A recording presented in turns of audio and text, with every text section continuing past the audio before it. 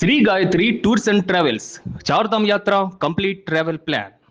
17 కోట్ల ఖర్చుతో royal marriage, బంధువుల కోసం హెలికాప్టర్లు, ఉదయపూర్ ప్యాలెస్ లో అంగరంగ వైభవంగా పెళ్లి వేడుక అంతా సినిమా రేంజ్ లో ప్లాన్ చేశారు.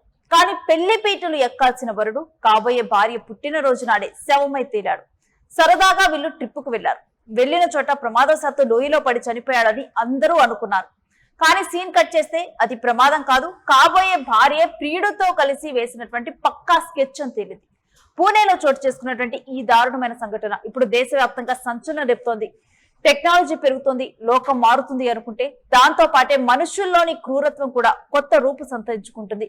నమ్మిన వాడిని నట్టేట ముంచటమే కాదు, తమ స్వార్థం కోసం ప్రాణాలు తీయటానికి కూడా కొందరు వెనకాడటం లేదు.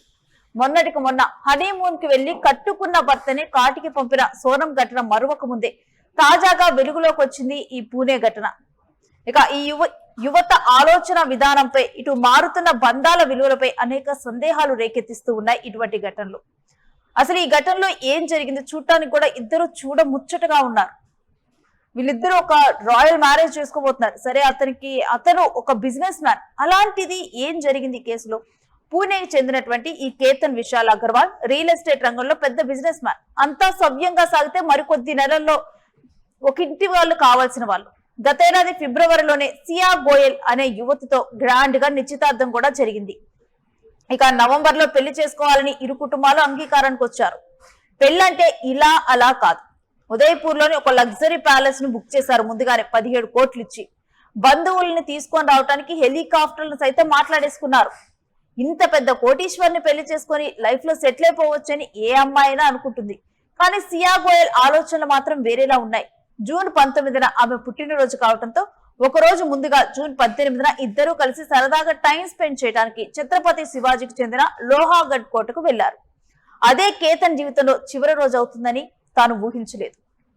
కోట వద్దకు వెళ్ళగా తర్వాత 400 అడుగుల ఎత్తు ఉన్నటువంటి ప్రాంతంలో వీళ్ళు ఫోటోలు దిగుతూ ఉన్నారు. ఇక అక్కడ ఒక లోయ ఉంది, 400 అడుగుల లోతున్నటువంటి లోయ. ఇక ప్రమాదవశాత్తు దీంట్లో కింద పడిపోయాడు మొదట అంటూ కూడా ఒక స్టోరీని క్రియేట్ చేశారు. సియా గోయల్ కథ అల్లింది. నన్ను ఫోటోలు తీస్తూ ఉన్నాడు, అటువంటి సమయంలో గట్టిగా గాలి వచ్చింది, దాంతో తాను బ్యాలెన్స్ ఆపుకోలేక కింద పడిపోయాడు అంటూ ఏడుస్తూ పోలీసులకు చెప్పింది. పోలీసులు కూడా మొదట దీన్ని ప్రమాదంగానే భావించారు. కానీ విచారణ ముదురుతున్న కొద్దీ ఇక్కడ అసలు ఈమె మాటల్లో తేడా కనిపిస్తుంది. కొన్ని క్వశ్చన్స్ అడిగే కొద్ది కూడా పొంతం లేని సమాధానాలు, ఇవన్నీ కూడా పోలీసులకు అనుమానం వచ్చింది. ఇక సియా కాల్ డేటా, ఆమె వ్యక్తిగత విషయాలు లోతుగా తవ్వితే అసలు నిజాలు బయటపడ్డాయి. సియాకు ఆల్రెడీ వేరే ఒకరితో అఫైర్ ఉందని, కేతన్ ను పెళ్లి చేసుకోవడం ఆమెకు అస్సలు ఇష్టం లేదని తేలింది. ఇక పెళ్లిని క్యాన్సిల్ చేసుకుంటే ఇంట్లో ఒప్పుకోరని, అందుకే కేతన్ ను పూర్తిగా అడ్డు తప్పించుకోవాలని ప్లాన్ వేసింది.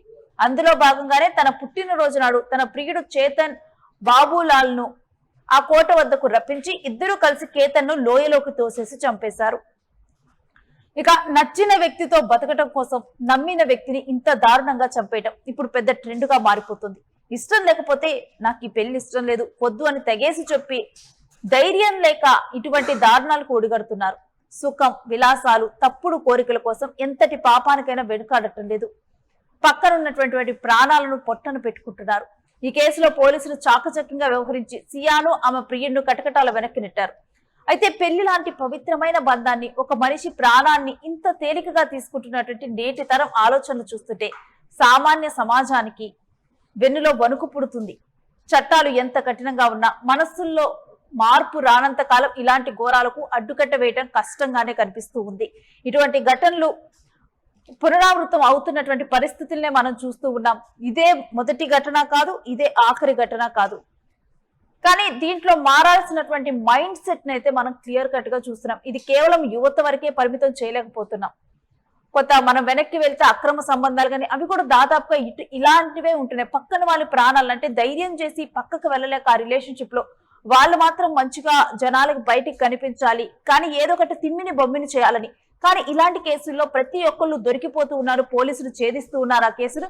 అయినప్పటికీ కూడా ఏమాత్రం భయం అనేది లేకుండా ఎలాగైనా సరే అవతల వాళ్ళని అడ్డు తప్పించుకోవాలి అనేటువంటి ఈ పోకడలు మాత్రం మారటం లేదు.